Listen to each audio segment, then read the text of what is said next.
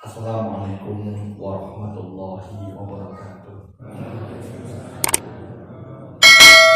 Bismillahirrahmanirrahim. Alhamdulillahilladzi bi ni'matihi tatimmus shalihat. Asyhadu an la ilaha illallah wahdahu la syarika lah wa asyhadu anna Muhammadan abduhu wa rasuluhu la nabiyya ba'dah. Allahumma shalli wa sallim ala nabiyyina wa rasulina Muhammad sallallahu alaihi wasallam wa ala alihi wa ashabihi wa man tabi'ahu bi ihsani ila yaumil amma ba'du. Bapak Ibu, gimana kabarnya Bapak Ibu? Sehat? Oh, sehat. Bapak-bapak mau diwakili ya jawabannya kalau Ibu-ibu. Kita melanjutkan dari apa yang telah kita pelajari bulan yang lalu. Kita mempelajari surah An-Nas, kemudian Al-Falaq. Berapa jumlah An-Nas ayatnya Bapak Ibu? Pinter? 7 atau 8? Nah, kalau Al-Falaq pinter? Ayatnya pun berapa jumlah ayatnya? Saya kira enggak nih kan saya. Ada 5 tambah 6 pinter 11 ayat itulah yang kemudian di 11 ayat itulah yang kok dari mati. Nah, mati. Iya, oke. Memang kalau lagi bahas An-Nas, Al-Falaq itu aneh-aneh kejadiannya. Saya pernah menyampaikan ini, ada satu jamaah yang pandangannya agak beda dengan jamaah yang lain. Pandangannya ke saya. Mohon maaf, agak beda juga, pandangannya agak beda, orangnya matanya beda. Kok kayak gini ya gitu. Kali ini membahas berkaitan dengan masalah ya sihir, ya jin dan lain sebagainya. Nih, jamaah rahimakumullah, malam kali ini kita akan bersama membahas surat Al-Ikhlas. Sudah hafal semua ya? Jambol, mari kita baca bersama. Kita mulai dengan ta'awud dan basmalah. Monggo. A'udzu billahi minasyaitonir rajim. Bismillahirrahmanirrahim. Qul huwallahu ahad. Allahus samad. Lam yalid wa lam yulad wa lam yakul lahu kufuwan ahad. Sudah tahu artinya Bapak Ibu? Monggo diikuti setelah saya nih. Saya akan membaca per kata sekaligus maknanya. Dengan ikuti. Qul, katakanlah Muhammad. Huwa dialah. Allahu Allah. Ahadun yang maha esa. Allahu Allah. As-samadu, tempat meminta segala sesuatu. Tempat meminta segala sesuatu. Lam yalid, dia tidak beranak. Walam yulad, dan tidak pula diperanakkan. Walam yakun, dan tidak ada. Lahu, baginya. Kufuwan, yang setara. Ahadun, sesuatu. Saya baca ayatnya, Bapak Ibu yang terjemah maknanya. Qul, katakanlah Muhammad, huwa dialah Allahu ahadun yang maha esa. Allahu as-samadu, tempat meminta segala sesuatu. Lam yalid, tidak beranak. Walam yulad, walam yakun, dan ada sesuatu. Lahu, baginya. Kufuwan, yang setara. Ahadun, sesuatu. Jadi kalau terjemahnya bimbingannya, tapi kalau maknanya adalah sesuatu. Jadi, itulah Bapak Ibu surah Al-Ikhlas. Sekarang kita lihat kandungannya Bapak Ibu. Memang ini kan sering dibaca tuh. Ibu-ibu, bapak-bapak kalau naik sholat di rumah, sering baca Al-Ikhlas tidak? Jadi kadang anaknya gempor, Pak, kulhuai sesuai daripada gaya. Jadi nanti badut pada soal kafirun. Al-Ikhlas disebut dengan Al-Ikhlas. Kalau kita membaca surah An-Nas, ada nggak kata An-Nas di dalamnya? Ada. Kalau dalam surah Al-Falaq ada kata Al-Falaq di dalamnya? Ada. Kalau surat Al-Ikhlas, kata Al-Ikhlas pada ayat keberapa nih? Tidak ada. Dia tidak ada, tidak menggambarkan, tidak ada kata Al-Ikhlas di dalam surah Al-Ikhlas. Surah Al-Ikhlas, nama Al-Ikhlas menikah Bapak Ibu adalah salah satu dari sekian banyak nama surah ini. Surah Al-Ikhlas ini juga disebut dengan surah At-Tafriq. Wonten Mas Farid, Pak Farid, At-Tafriq. Nah ini At-Tafriq artinya tidak ada tandingannya. At-Tajrid, yang kedua At-Tajrid. At-Tajrid itu dari kata mujarrad, ya asli, ya asal.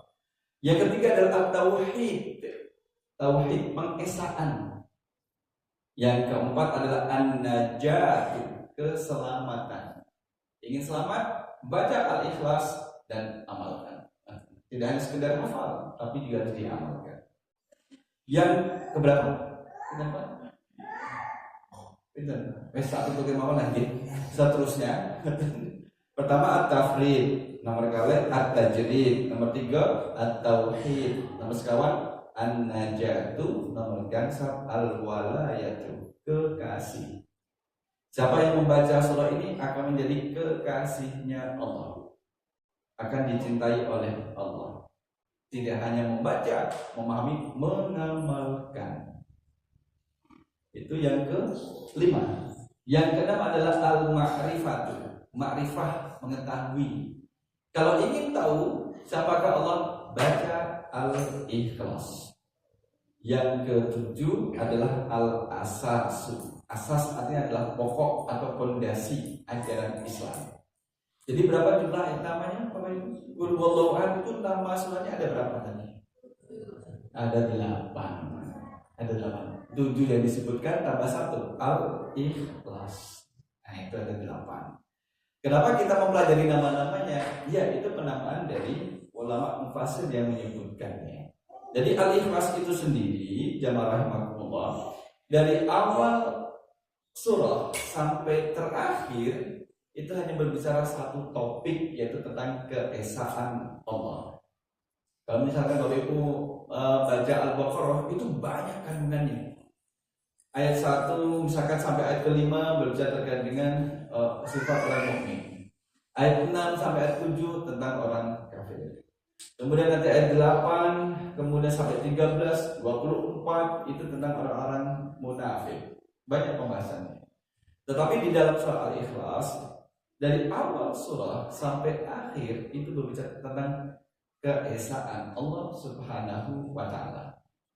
Kalau Bapak Ibu membaca kitab Ta'lim Muta'alim yang ditulis oleh Imam Az-Zarnuji pada bab yang ketiga tentang ilmu apa sih yang perlu dipelajari lebih awal, Imam Az-Zarnuji itu berpendapat bahwa ilmu tauhid itu yang menjadi penting dipelajari seorang muslim. Ilmu tauhid, ilmu akidah, keimanan, agar bisa mengetahui Allah beserta dengan dalil-dalilnya. Tidak hanya taklid buta, ikut-ikutan tapi tidak punya ilmunya. Nah ini surah Al-Ikhlas berbicara tentang tauhid, yaitu keimanan kepada Allah Subhanahu. Bagaimana kemudian kita mengesahkan Allah, membebaskan Allah dari segala bentuk kesyirikan, baik zaman dulu maupun zaman sekarang. Baik orang yang kemudian melakukan kesyirikan secara terang-terangan, atau misalkan dalam bentuk dikemas dalam bentuk misalkan seperti budaya, tapi di dalamnya ada unsur kesyirikan, maka itu harus ditinggalkan. Pokoknya nek gak nyembelih kambing di sini, wah jadi bencana gitu. Di Libya Bapak Ibu sedang dapat ujian apa di Libya? Banjir.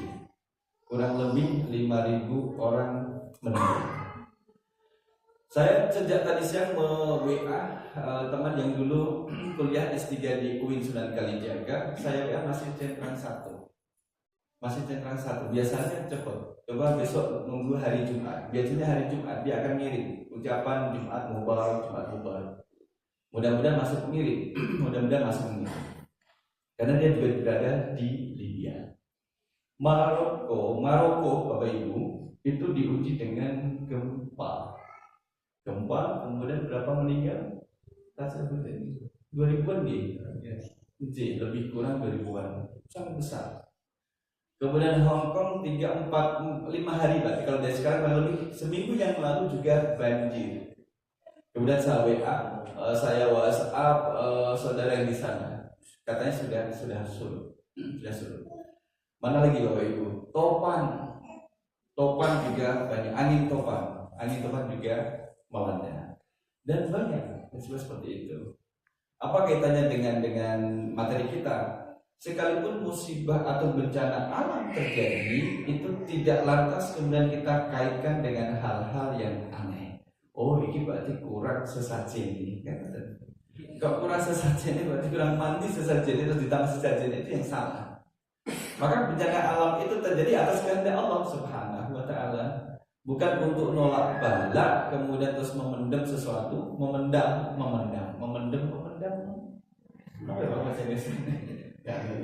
Memendam betul. Ngubur sesuatu ben tidak ada bencana dan sebagainya. Sawai kering, wah ini betulnya harus ada sesuatu yang dikubur, kemudian motong ayam cemani, kemudian terus kepalanya dikubur di tengah sana. Ya nggak akan keluar airnya. Solusinya people justru kan dikubur, buat sumur di sawah, sumur itu.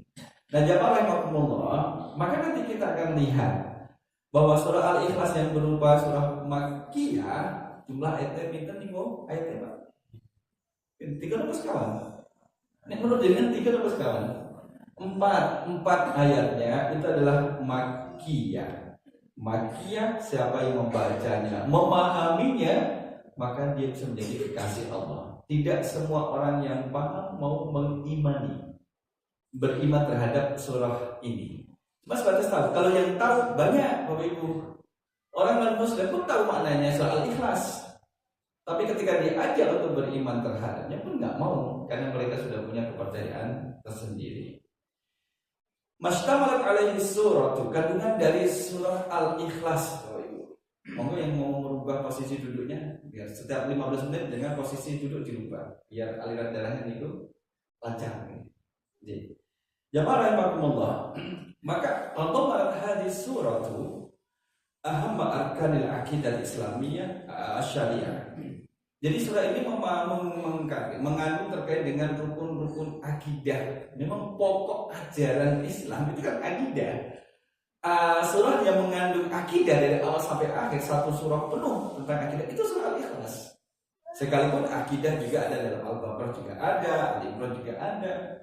Pada juz 30 itu banyak surat yang di dalamnya ada ajaran tentang akidah. Tapi surah Al-Ikhlas dari awal sampai akhir, dari awal surah sampai akhir surah itu membahas tentang akidah, ketauhidan, mengisahkan Allah SWT. Surah Al-Ikhlas ini, Bapak Ibu, itu menjadi jawaban sekaligus bantahan terhadap orang-orang yang menudutkan Nabi Muhammad tentang tentang Allah SWT. Jadi Nabi Muhammad itu ditanya niko-niko. Ada 2 kelompok yang bertanya kepada Nabi Muhammad. Yang satu kelompoknya orang-orang Yahudi, kemudian yang kedua adalah kelompoknya orang-orang musyrik. Dari 2 ini Bapak Ibu, yang kebanyakan tanya itu Yahudi apa musyrik? Yang suka takok sedikit takok gitu. Yahudi apa musyrik? Yahudi. Maka nanti kita lihat berapa jumlah pertanyaan dari orang Yahudi dan berapa jumlah pertanyaan dari orang-orang musyrik. Itu akan dibantah di sini. Makanya jamaah rahimakumullah, sebelum kita masuk ke tafsirnya, maka kita lihat keutamaan daripada surah Al-Ikhlas. Jadi selama ini kita membaca, apa sih keutamaannya? Ada keutamaannya. Yang mana memotivasi kita biar baca itu lagi, itu lagi, itu lagi. Kalau sholat misalkan dengan sholat malam 11 rakaat, dari rakaat pertama sampai rakaat terakhir baca Al-Ikhlas terus menerus, itu sah apa buatan sholatnya? Tetap sah, karena itu tetap dari Al-Quran. Al-Ikhlas itu dari Al-Quran. Pak, kenapa ya Pak jenengan kok membaca Al-Ikhlas terus dari rakaat pertama sampai rakaat terakhir? Saya suka ya Bu terhadap Al-Ikhlas. Oh, bagus, boleh. Suka apa suka Pak? Cocoknya malah gak apa sholat liyane. Ayo bisa apa? Apalagi cuma Al-Ikhlas, boleh tetap sah, saat itu tetap sah. Fadluha, keutamaan dari surah Al-Ikhlas. Banyak hadis yang menjelaskan tentang keutamaan siapa yang membaca surah Al-Ikhlas, maka pahalanya sama seperti membaca sepertiga Al-Qur'anul Karim. Sekali membaca A'udzubillahi minasyaitonirrajim, Qul huwallahu ahad, Allahus samad, lam yalid wa lam yulad wa lam yakul lahu kufuwan ahad. Pahalanya orang ini sama seperti orang yang membaca 10 juz dari Al-Quran yang di dalamnya tidak ada surah Al-Ikhlas. Gitu. Jadi bisa nggak kalau misalkan kita semalam membaca 10 juz, pernah apa betul? Pernah ya? Di bulan Ramadan bisa nggak? Satu malam itu cukup 10 juz. Satu juz biasanya berapa menit? Setengah jam? Mungkin setengah jam ya, 30. Yang muda-muda biasanya setengah jam. Setengah jam. Kalau misalkan 10 juz berarti kurang lebih 5 jam. Tinggal hitung saja 5 jam. Itu ketika lancar. Itu 5 jam. Maka nanti misalkan ibu bapak kalau ada pemuda yang baik datang ke rumah mau melamar putrinya, menyatakan Bu nanti maharnya saya menghafal sepertiga Al-Quran. Nah, hati-hati. Jauh-jauh malah surah Al-Ikhlas yang mau dibaca. Ya boleh-boleh saja, sudah boleh-boleh saja. Tapi itu ada setara dengan sepertiga Al-Quranul Karim. Wa annaha ta'dilu fi thawabi qira'atiha thulutsal Quran. Pahalanya sama setara dengan sepertiga Al-Quran. Ya. Kita mulai dengan hadis yang pertama. Akhraja Al-Bukhari wa Abu Dawud wa Nasa'i dari Abi Sa'id Al-Khudri. Anna rajulan. Ada seorang sahabat pada itu. Sami'a rajulan, mendengar bacaan dari sahabat yang lain yang membaca yaqra'u qul huwallahu ahad yuraddiduha, diulang-ulang. Sahabat pertama ini mendengar sahabat kedua. Dia kok membaca surat itu ya, qul huwallahu ahad, Allahus samad, lam yalid wa lam yulad wa lam yakul lahu kufuwan ahad. Diulangi lagi qul huwallahu ahad, Allahus samad, lam yalid wa lam yulad wa lam yakul lahu kufuwan ahad. Diulangi lagi. Nah, sahabat yang pertama ini tidak tahu kenapa dia mengulang-ulang. Falamma asbaha, jadi ketika di waktu pagi, ja'a ila Nabi sallallahu alaihi wasallam. Sahabat yang pertama ini mendatangi Nabi untuk cari tahu apa gerangan sahabat kedua itu membaca Al-Ikhlas dan mengulang-ulang. Fadzakara dzalika lahu. Wa kana ar-rajulu yataqallaha, seolah-olah lelaki yang sahabat yang kedua itu tidak pernah berhenti mengucapkan dan membaca Al-Ikhlas. Maka dia tanya pada Nabi. Nabi ditanya, Rasul ada apa Rasul? Dia baca Al-Ikhlas kok berkali-kali, udah selesai, ulangi lagi selesai, ulangi lagi. Maka wallazi nafsi biyadihi, demi zat yang jiwaku berada dalam tangannya, innaha la ta'dilu thulutsal Quran. Bahwa surat Al-Ikhlas setara dengan sepertiga Al-Quran. Ya, alhamdulillah terus metu. Yes, berarti sebentar lagi mau selesai. Maksudnya kan atur Tuhan Bapak. Jadi setara dengan sepertiga Al-Quranul Karim. Ini riwayat yang kedua, Bapak Ibu. Riwayat kedua adalah masih dari Imam Bukhari. Dari jalur Abu Sa'id Al-Khudri radhiyallahu anhu qala Rasulullah sallallahu alaihi wasallam li ashabihi. Rasul itu pernah bertanya pada para sahabat. Ingat apa?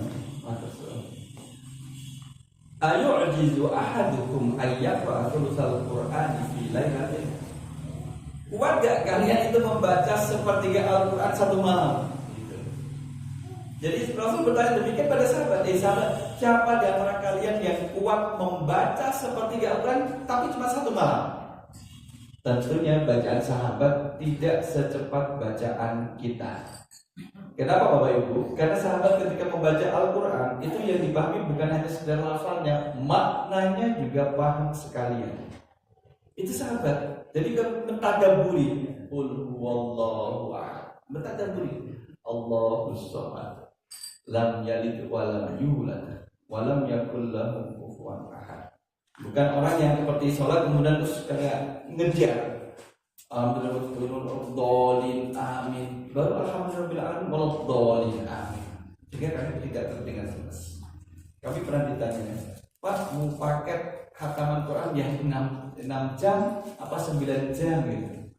Saya tanya bedanya apa 6 sama? Maksudnya 6 jam itu kan selesai 30 juz. Oh 30 juz ya. Atau yang 9 jam. Ternyata 9 jam lebih agak lambat bacaannya. Alhamdulillahirabbil alamin arrahmanir rahim. Dan 6 jam alhamdulillah amin. Karena mengikuti enggak jelas sampai mana ini yang diikuti. Jadi bukan hanya sekedar kuantitas mengejar itu, tapi kualitas baca juga diperhatikan. Maka sahabat ketika ditanya, siapa yang mampu dari kalian sahabat membaca sepertiga Al-Quran dalam waktu 1 menit?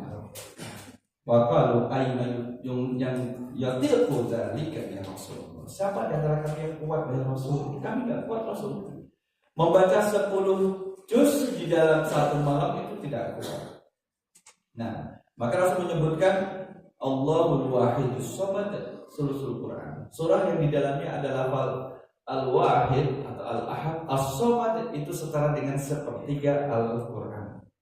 Bapak Ibu mau kan dibuat rahapi dengan sampun bagus di monggo.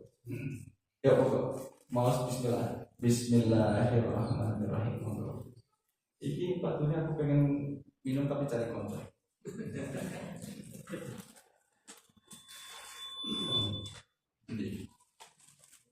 Kita lanjutkan lagi masih di Muqaddimah. Rasul pernah yang ketiga ini pernah mengumpulkan sahabat. Ahsyidu fa ini sa'afu alaikum thulutsal Quran. Baik para sahabat, kumpul. Saya akan membacakan sepertiga Al-Quran kepada kalian. Fahasyada man hasyada, kemudian pada berkumpul semua kharaja Nabiullah sallallahu alaihi wasallam. Nabi keluar. Karena tadi Nabi minta sahabat berkumpul, Nabi mau membacakan sepertiga Al-Quran.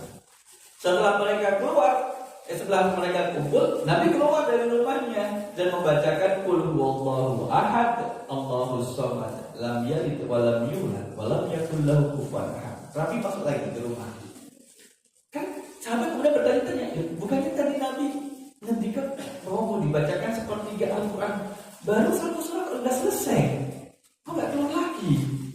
Apa bertanya? Yang bertanya tidak tahu, tanya kepada orang lain, yang ditanya juga tidak tahu. Jadi Nabi dengar dari rumahnya, ada apa kok di luar pada masih pada ramai suaranya? Oh, ternyata masih pada penasaran. Maka Rasul mengatakan bahwa Assalamualaikum sulusal Quran ala wa innaha ta'dilu sulusal Quran. Ketahuilah bahwa yang tadi saya baca itulah yang setara dengan sepertiga Al-Quran. Dari kita yang rumahnya paling jauh dari Masjid Al-Qadim sudah baru selain saya. Oh, dari Kak Nuri. Misalkan dari sini sampai rumah baca Al-Ikhlas, itu tinggal nanti menghitung pahalanya.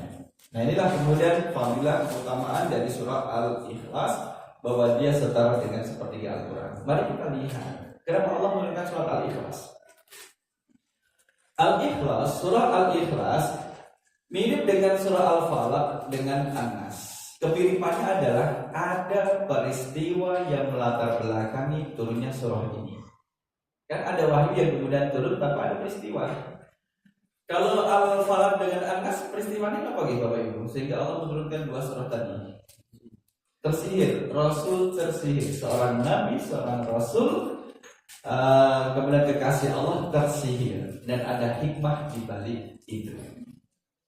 Kalau soal ikhlas, itu peristiwanya adalah ada 2 hadis yang kita sebutkan di sini. Pertama adalah riwayat dari Imam Ahmad dan Tirmidzi, wa Ibnu Jarir dari Ubay bin Ka'ab. Kenal Ubay bin Ka'ab, Bapak Ibu? Ubay bin Ka'ab ini dalam surah Al-Bayyinah, insyaallah kalau kita sampai pada surah Al-Bayyinah, adalah satu-satunya sahabat Nabi yang mendapatkan salam dari Allah. Itu Ubay bin Ka'ab. Jadi dia dapat salam. Jadi Nabi menyampaikan salam kepada Ubay bin Ka'ab dari malaikat Jibril. Malaikat Jibril menyampaikan salam untuk Ubay kepada Nabi dari Allah Subhanahu wa Ta'ala. Bapak Ibu kalau dapat salam dari, misalkan ya kita dari teman yang sudah lama gak ketemu, salam dari Pak Azhar yang dulu kuliah itu mana senangnya luar biasa. Baru dapat salamnya, belum ketemu dengan Pak Azhar, itu sudah senang gitu. Asal salam, yo, kaki jenengan, kaki aku, yo, kaki sinten, disuruh pas, Maka ketika Allah menurunkan Al-Bayyinah itu, maka memerintahkan pada Nabi untuk disampaikan salamnya kepada Ubay. Ubay dapat salam dari Allah itu nangisnya haru senang. Benar ya Rasul? Iya, benar. Maka menanyakan pada Rasul, benar ya Rasul? Itu bukan kemudian meragukan apa yang disampaikan Rasul. Seolah-olah kok bisa ya gitu. Kalau bahasanya, yopo, iya. Annal musyrikina. Sesungguhnya orang-orang musyrik itu qalu lin Nabi. Mereka bertanya kepada Nabi. Ini pertanyaan orang musyrik. Ya Muhammad. Jadi bahasanya agak tinggi. Ya Muhammad. Wahai Muhammad. Ini diartikan bahasa terminologi man. Jadi memang enggak sopan. Orang musyrik itu kalau di depan Nabi, dia meninggikan suaranya. Orang Yahudi juga gitu meninggikan suaranya. Kaum muslimin tidak boleh meninggikan suara kalian di atas pokok sautin Nabi. Aswatakum pokok sautin Nabi. Aswatakum pokok sautin Nabi. Janganlah kalian meninggikan suara kalian di atas suaranya Nabi. Ya Muhammad, ansib lana rabbak. Jelaskan kepada kami silsilah nasab Tuhan itu seperti apa? Fa'anzalallahu ta'ala qul huwallahu ahad Allahus samad lam yalid wa lam yulad wa lam yakul lahu kufuwan ahad. Maka diam Bapak itu. Itu orang musyrik. Ketika menanyakan kepada Nabi Muhammad macam gini, Muhammad, kamu kan punya Tuhan. Bapak Tuhanmu itu siapa? Emaknya itu siapa? Anaknya siapa? Itu maunya tanya seperti itu. Dan kamu itu di posisi sebelah mana Muhammad? Itu. Orang musyrik bertanya seperti ini bukan karena orang musyrik itu mereka yang memiliki Tuhan dan Tuhan yang memiliki anaknya berjenis kelamin perempuan. Namanya siapa? Tuhannya orang musyrik. Anak Tuhannya orang musyrik berjenis kelamin perempuan. Namanya adalah malaikat. Malaikat menurut orang musyrik adalah anak dari Tuhan berhala yang mereka sembah. Itu malaikat. Maka dia menanyakan seperti itu, Jojo ini berapa Jojo ini? Jangan-jangan Tuhan yang Muhammad itu sama dengan Tuhan yang kita. Maka dia tanya seperti itu kepada Nabi Muhammad SAW. Maka Rasul membacakan apa yang telah diwahyukan oleh Allah kepadanya, Al-Ikhlas. Habis dibacakan Al-Ikhlas, Rasul SAW berhenti, Pak. Nggak tanya lagi, nggak tanya lagi. Kenapa? Mereka paham kandungan dalam surah Al-Ikhlas. Jadi nggak perlu bertanya lagi, sudah dibantah dalam surah Al-Ikhlas. Mereka menanyakan silsilah nasab Allahu Ahad. Kok masih ditanya? Kalau misalkan Rasul masih ditanya, berarti yang bertanya tidak paham bahasa Arab. Dan itu bagi orang Arab memalukan. Jadi mereka berhenti tidak bertanya. Ini kayak kasih pindah. Nomor kali. Dari Qatadah dan Bohak dan Muqatil. Ja'an nasu minal Yahud ila Nabi SAW. Sekelompok orang Yahudi itu mendatangi Nabi. Lalu mereka bertanya, Siflana Rabbak Muhammad, jelaskan silsilah sifat dari Tuhanmu. Fa inna Allah anzalana fit Taurat. Kalau Tuhan kami sudah dijelaskan dalam kitab Taurat. Fa akhbirna min ayyi syai'in huwa. Tuhan itu dari apa? Min ayyi syai'in, dari apa? Jadi beda makna. Wa min ayyi jinsin huwa, dari jenis apa? Adzahabun huwa am nuhasun am fiddah, apakah dari emas, perak, tembaga, dari apa? Itu kebanyakan orang yang itu hanya itu berbentuk. Wa hal ya'kulu wa yashrabu, apakah kamu itu makan dan minum? Wa mimma warasat dunya wa may yurithuha, kalau Tuhanmu mati wahai Muhammad, yang jadi ahli warisnya itu siapa dan apa yang diwariskan? Nah, kenapa orang Yahudi bertanya demikian? Karena dalam teologi keyakinan mereka bahwa Tuhan mereka itu memiliki anak. Siapa nama anak Tuhannya orang Yahudi? Uzair. Balal Yahud Uzair ibnullah. Uzair itu adalah anak laki-lakinya Tuhannya orang Yahudi. Apa istimewanya Uzair? Uzair ini termasuk orang yang pernah ditidurkan Allah lebih kurang 100 tahun. Tidak berubah panjang pendek rambutnya, usang kusut bajunya, kemudian panjang pendek kukunya, nggak berubah. Cuman dia tahu kalau termasuk generasi lama setelah Allah bangunkan, dan maka uang yang tersimpan itu ternyata sudah berganti dari generasi ke generasi. Kalau sekarang ini 100 tahunnya zaman dulu, ini 2024, berarti kalau dikurangi 100, 1924. Ada yang sudah lahir Bapak Ibu dari kita di sini, lahir di tahun 1924. Betul kan ya? Menteng balik papan. Jadi kayak apa? Waktu itu kan uang sen masih dipakai kan uang sen? Itu masih senan. Dulu masih ada 1 rupiah, 5 rupiah, itu masih ada. 10 rupiah, ada yang beli tanah cuma 170 rupiah. Tapi udah dapat tanah yang luas. Saya itu menyimpan kayak apa namanya bambu kecil, ada tutupnya. Jadi bambu dipotong tertutup. Di dalamnya ada ya surat dari orang tua, bukti pembelian tanah. Kok masih ratusan? Pertanyaanmu nopo pinten? Jadi masih murah menurut sekarang, tapi menurut waktu dulu ya juga tetap mahal. Kalau misalkan kita sekarang beli 1 meter tanah 40 juta, murah apa mahal Pak? 1 meter 40 juta, murah kan? Daerah Jakarta itu pinter nih, pernah lebih tinggi Pak. Daerah Jakarta itu lebih tinggi.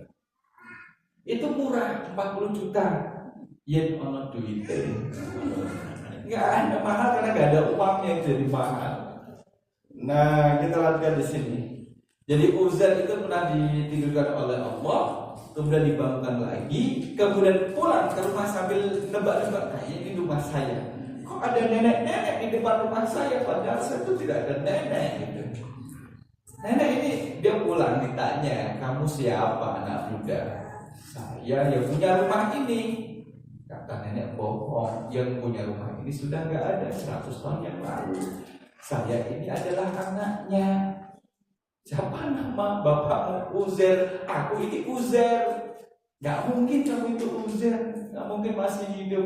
Ternyata nenek yang di depan rumah itu adalah anaknya Uzair. Uzair masih muda, tetapi anak perempuannya itu sudah berubah jadi nenek. Jadi bapak-bapak nek pengen awet muda, yo dikahi le turu. Ben awet enom, diperbanyak tidurnya gitu. Jadi bangunnya ketika sholat, dari sholat tidur lagi, nanti bangun lagi. Insya Allah awet muda. Bagaimana pertanyaan dari orang Yahudi terhadap Nabi SAW? Pertanyaan adalah, tadi sudah kita sebutkan. Wahal ya'kulu wa yashrabu, apakah dia itu makan dan minum? Apakah kemudian kalau meninggal siapa yang menjadi ahli warisnya dan apa yang diwarisi? Itulah konsepnya orang Yahudi itu adalah karena Uzair juga makan dan minum, Uzair juga mati dan dia juga mati. Uzair kemudian juga dari unsur manusia. Dikira oleh orang Yahudi Tuhannya Nabi Muhammad itu sama seperti Tuhannya mereka. Tadi kalau yang tanya adalah orang musyrik, dikira ada silsilah Tuhannya Nabi Muhammad. An-Nasara, orang-orang Nasara itu kemudian meyakini bahwa Tuhannya memiliki anak. Anak laki-laki. Waqalan Nasara Isa bin Maryam. Isa adalah anak Tuhan. Mari kita lihat pada ayat yang pertama. Qul huwallahu ahad. Katakanlah Muhammad, dialah Allah yang Maha Esa. Jadi Bapak Ibu kalau misalkan pernah mempelajari bahasa Arab, sana ada huwa, kata ganti, kemudian Allah dan ahadun. Nah kita tidak membahas dari sisi bahasa Arabnya ini. Allah itu Maha Esa. Keesaan Allah meliputi 3 hal. Allah itu Esa, menggunakan kata ahadun, bukan wahidun. Artinya pintar kalau wahidun 1, kalau isnani 2, kalau salasa 4, kalau teman tosh berapa? Teman tosh, Ustaz Muhajir yang paham. Teman tosh, kalau tosh, jadi ketawa beliau 18 itu teman tosh. Itu bahasa slangnya kayu. Teman tosh, sama nyata asyara dibaca teman tosh. Salah kata asyara dibaca tosh. Jadi Allah tidak menggunakan kata wahid di dalam ayat pertama surah Al-Ikhlas. Karena kata angka wahid di bagi 1 akan melahirkan angka 2, 3, 4 bahkan tidak terhingga. Tapi kalau ahadun dia tidak berbilang, cukup ahadun ya esa, tunggal, bahasa dari tunggal.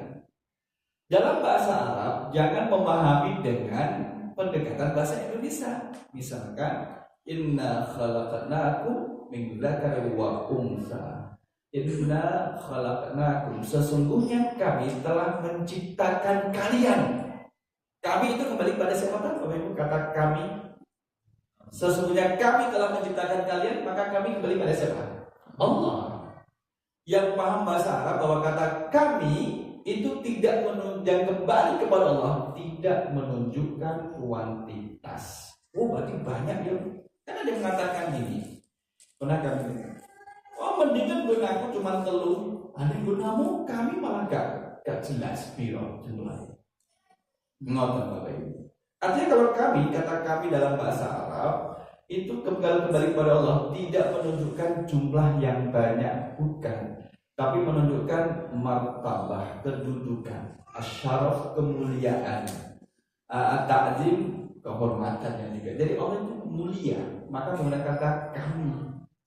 Kalau dibilang Allah itu sombong, pantas Allah itu sombong karena Allah Maha Kaya. Manusia nggak boleh menjadi sombong. Nah itulah kami pendekatan di situ. Bahasa Arab jangan dipahami dengan bahasa Indonesia, nggak nyambung. Tapi kalau dalam bahasa Indonesia, ya kami sekeluarga datang. Minimal berapa Pak? Kalau kami sekeluarga minimal 2, maksimal pinten? Nggak terhingga juga. Lambangnya adalah gini, nanti nggak terhingga. Itu karena itu dalam konteks kemanusiaan. Tapi kalau kata kami yang kembali pada Allah, itu menunjukkan kedudukan kemuliaan Allah Subhanahu wa taala. 3 hal yang melingkupi keesaan Allah. 1 adalah Allah itu esa dari sisi zatnya. Zatnya Allah itu esa, tidak berbilang. Yang kedua adalah asma wa sifatnya Allah itu esa. As-Sami, Maha mendengar. Bapak Ibu mendengar enggak? Mendengar. Jadi kan dengar nggak suara mobil yang berhenti di perempatan depan Masjid Baitur Rahman, Masjid Aceh? Suaranya terdengar sampai sini nggak? Bapak Ibu pengen nggak bisa mendengar suara yang dari tempat lain gitu menjadi telinga itu, wih, aku berumur gitu, malu. Pengen punya pendengaran yang tajam apa betul? Kenapa cukup kata niki mawon? Cukup gitu kan? Jadi Allah memberikan kita pendengaran seperti sekarang ini. Kita hanya bisa mendengar misalkan 20 meter. Ya mentok-mentok ada orang teriak 50 meter. Setelah itu kemudian nggak dengar. Itu nikmat Bapak Ibu. Kalau misalkan Allah beri kita pendengaran yang bisa mendengar suara yang jauh sekalipun, kita ya pengawasan itu sakit tilam apa boten? Boten sakit kita cuma antar itu sakit tilam apa boten Bapak-bapak? Boten sakit. Kan baru mau tidur suara kemudian di Ukraina ada yang bom meletus, perang. Kemudian mendengar suara teriakan orang yang ada di Libya, di Maroko yang gempa, di Hong Kong, di Cina. Nggak tenang. Ternyata kita diberi keterbatasan pendengaran oleh Allah, itu ternyata adalah nikmat. Maka asmaul husnanya Allah itu tidak ada makhluk yang menyamai. Kemudian yang ketiga, Allah itu Maha Esa dari sisi perilakunya tidak sama dengan perilaku makhluknya. Kalau di sepertiga malam terakhir, Allah kemana Bapak Ibu? Dalam hadis Rasul, turun ke langit, bumi. Jadi tidak sama turunnya Allah dengan turunnya kita. Jadi beda, tidak kemudian berbeda. Allah kalau sudah mengazab suatu bangsa, satu kaum, maka tidak ada kaum lain yang mampu menyelamatkan kaum tersebut. Oke, kita lanjutkan bulan depan insyaallah. Kita coba dengan doa kafaratul majlis. Subhanallahumma wa bihamdika asyhadu an la ilaha illa anta astaghfiruka wa atubu ilaik. Aku qouli hadza astaghfirullah li wa lakum. Wassalamualaikum warahmatullahi wabarakatuh.